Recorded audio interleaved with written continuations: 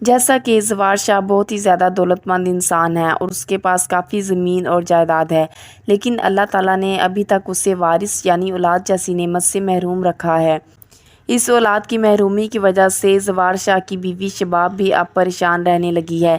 پہلے تو زوار شاہ نے حنین شاہ سے وعدہ لیا ہوا تھا کہ وہ اپنی پہلی اولاد اسے دے گا، لیکن اب چونکہ حنین شاہ کا قتل ہو گیا ہے اور وہ اس دنیا سے جا چکا ہے، تو اب جو لوگ بھی حنین شاہ کے لیے افسوس کرنے آتے ہیں تو وہ اب یہی کہتے ہیں کہ ہم نے تو یہی سوچا تھا کہ حنین شاہ کی اولاد آپ کی وارث بنے گی، لیکن زوار شاہ اب تو حنین بھی اس دنیا میں نہیں رہا، اب کون وارث بنے گا؟ آپ کی ساری جائیداد تو ایسے ہی چلی جائے گی۔ تو اسی دوران جاوید ذکیہ کا شوہر بول اٹھتا ہے اور کہتا ہے کہ کیوں ایسے ہی کیوں چلی جائے گی؟ میرا بچہ بھی تو ان کا ہی بچہ ہے، وہ بنے گا زوار شاہ کا وارث۔ تو زوار شاہ سوچ میں پڑ جاتا ہے کہ کیا ایسے ہی ساری زمین جائیداد سب کو بانٹ دے گا؟ کیا اس کا وارث کبھی نہیں آئے گا؟ اسی کشمکش میں مبتلا زوار شاہ بہت پریشان ہوتا ہے اور اپنے بھائی حنین شاہ کی موت کے بارے میں سوچنے لگتا ہے اور اپنے بھائی حنین شاہ کی موت کے بارے میں پوچھنے پھر سے نہال کے گھر چلا جاتا ہے اور اس کی ماں سے پھر سے پوچھنے لگتا ہے کہ بتاؤ آخر میرے بھائی کا قصور کیا تھا، اس نے کیا بگاڑا تھا؟ اگر سچ سچ بتاؤ گی تو میں واقعی معافی نامہ پر سائن کر دوں گا۔ تو نہال کی ماں پھر سے وہی کہانی دہراتی ہے کہ اس نے نہال کی عزت پہ ہاتھ ڈالنے کی کوشش کی تھی، اسی لیے تو غصے میں آ کر شکیل انصاری نے اسے مار دیا۔ اب حنین شاہ کو تو کسی بھی طریقے سے اس بات پر یقین نہیں آتا اور وہ غصے سے وہاں سے چلا جاتا ہے۔ دوسری طرف نہال کی اب یہی کوشش ہوتی ہے کہ زوار شاہ کو سچ سے آگاہ کر دے اور بتا دے کہ حنین شاہ بے قصور مارا گیا، لیکن ماں کے جذبات کے آگے وہ خاموش ہو جاتی ہے۔ وہ کچھ بتانا چاہتی ہے لیکن بتا نہیں پا رہی۔ زوار شاہ گھر چلا جاتا ہے، اب تو وہ اندر سے کافی ٹوٹ چکا ہے۔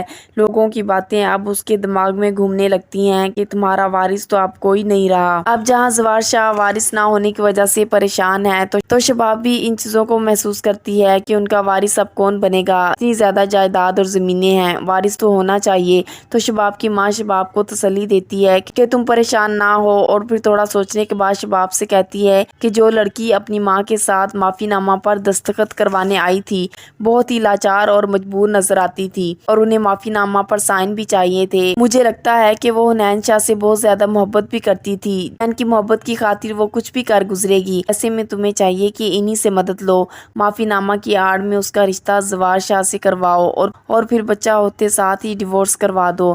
زوار شاہ سے کسی بھی طریقے سے معافی نامہ پر سائن کروا لو، اس طرح سے ان کا بندہ بھی قید سے آزاد ہو جائے گا اور تم لوگوں کو وارث بھی مل جائے گا۔ شباب کو ماں کا یہ مشورہ بہت زیادہ اچھا لگتا ہے، اس لیے تو وہ یہ معاہدہ کرنے کے لیے نہال کے گھر پہنچ جاتی ہے تاکہ وہ اس سلسلے میں بات کر سکے۔ وہ نہال کی ماں سے کہتی ہے کہ نے جو مجھے حنین شاہ کی موت کے بارے میں جو کہانی سنائی ہے مجھے اس پہ ذرا برابر بھی یقین نہیں، کیونکہ حنین شاہ کے ساتھ میں نے بھی بہت وقت گزارا ہے، وہ ایسا انسان نہیں تھا، یہ میں بہت اچھے سے جانتی ہوں، وہ اتنا گھٹیا انسان تو ہرگز نہیں تھا جتنا گھٹیا الزام آپ نے اس پہ لگا دیا۔ اگر آپ مجھے سچ بتا دیں گی تو میں کسی کو کچھ نہیں بتاؤں گی بلکہ آپ لوگوں کی مدد کرنے کی کوشش کروں گی، اور ایک بات بتاتی چلوں کہ وہ میں ہی ہوں جو کہ اس معافی نامہ پر دستخط کروا کے دے سکوں۔ اب نہال کی ماں تو چاہ کر بھی سچ نہیں بتا سکتی، کسی کی باتوں میں نہیں آ سکتی۔ یہاں پر شباب جس کام کے لیے آئی ہے وہ کام تو کر کے ہی جائے گی اور انہیں اپنا مدعا بیان کرے گی کہ ٹھیک ہے، اگر آپ چاہتی ہیں کہ معافی نامے پر سائن ہو جائیں تو بدلے میں مجھے بھی کچھ چاہیے ہوگا، اور وہ اپنا مدعا بیان کرتی ہے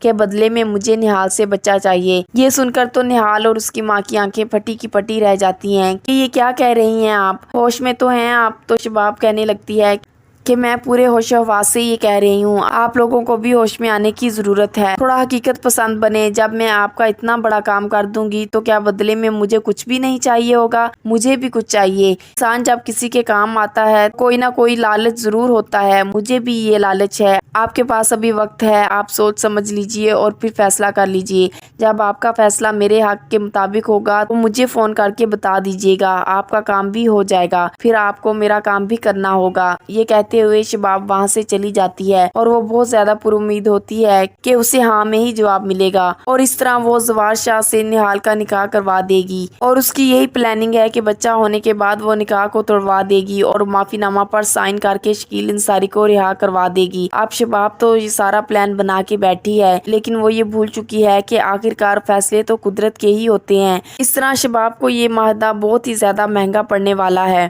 کمنٹ سیکشن میں اپنے خیالات کا اظہار ضرور کیجیے گا۔ مزید ویڈیوز کے لیے چینل کو سبسکرائب اور بیل آئیکن کو پریس کرنا مت بھولیے۔ شکریہ۔